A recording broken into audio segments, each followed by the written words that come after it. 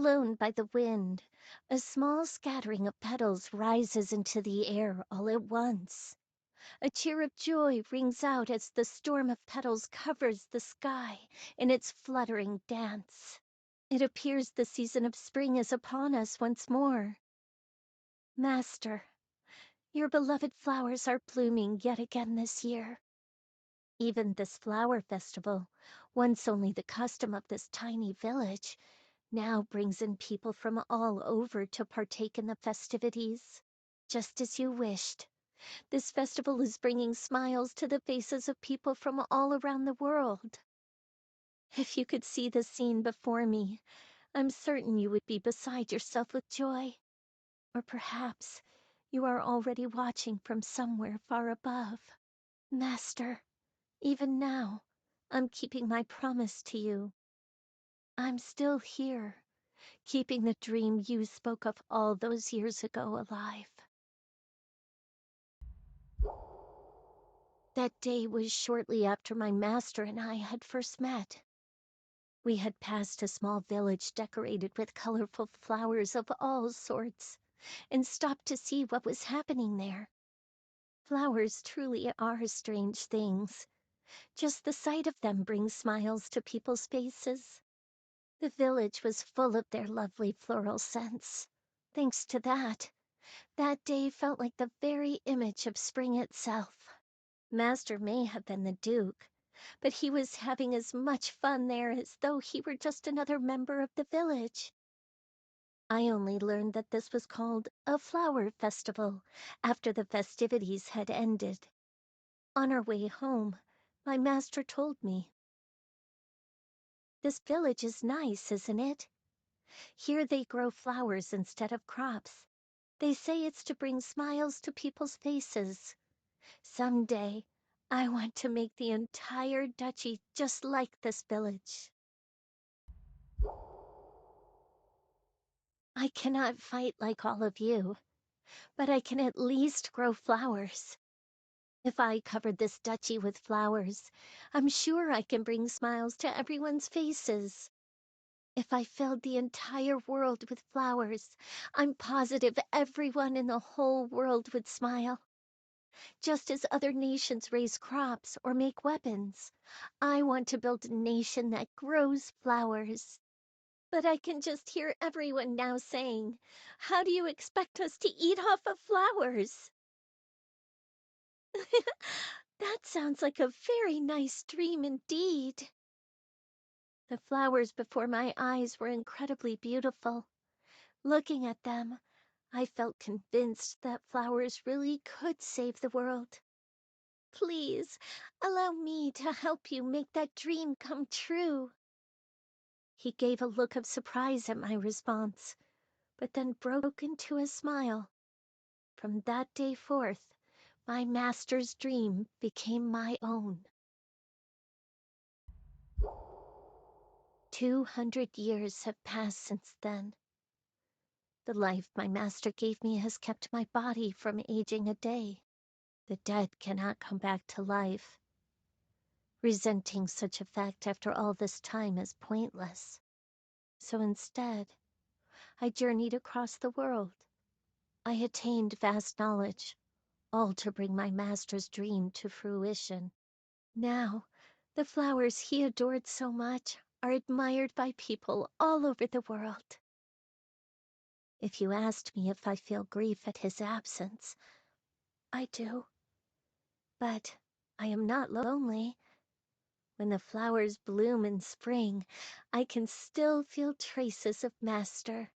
Whenever I close my eyes, I can see that gentle smile of his as clearly as ever. Even if he is no longer by my side, I can still keep a piece of him with me. That is all I need. Then, one day, something changed. How long it had lain there, or from where it had come, I knew not. But a single key sat perched in my bedroom. The moment I touched it, the knowledge of its origins flowed into my mind.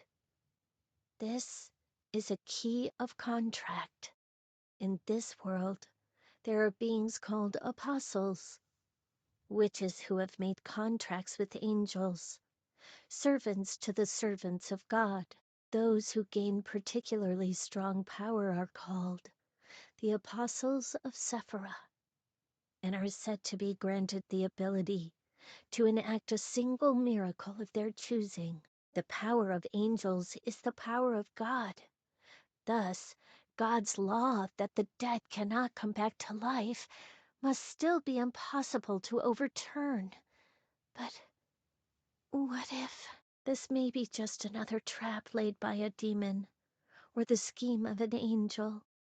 But the wish I should have given up on long ago blossomed in my heart once more. An angel's miracle can grant any wish, but in exchange, one must give up the very thing they treasure most. For me, what I hold most dear is obvious. I dare not even think of losing my memories of my master. It would be a fate worse than death. Using the powers of an angel, a servant of God, to defy the very laws of life ordained by their master is preposterous. There's no way it could be possible. Even if I enact a miracle, my wish cannot possibly be granted just by losing my memories of my master. It simply won't work. I know that. I know. But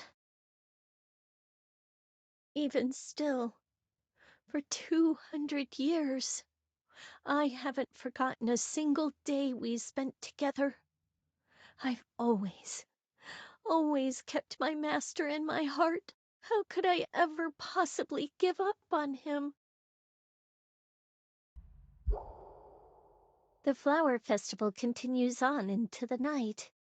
The bonfire, lit in a prayer for happiness, crackles into countless flowers of fire, each lighting up the night sky before rising to the heavens.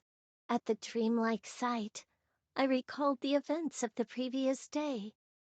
Contracting with the angel was surprisingly simple. The angels must be desperate now that the demons have begun to move. Flowers may wither, but in the coming year they will bloom anew. Even if this festival comes to an end, it shall be held again next spring. Nothing lasts forever. That is why we pass things on to the next generation, so they can repeat the cycle. That is the circle of life, a fate I, too, shall one day have to meet. A loud cheer suddenly breaks out amongst the crowd. It seems the festival has come to a close. I won't wish for my miracle just yet. There is still something I must do.